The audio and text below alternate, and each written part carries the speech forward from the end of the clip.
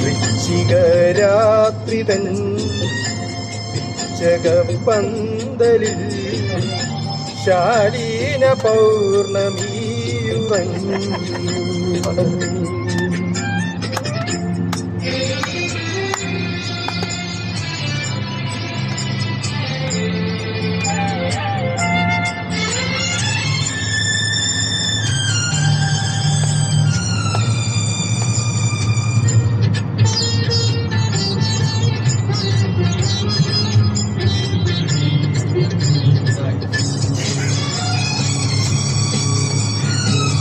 बचना नहीं है.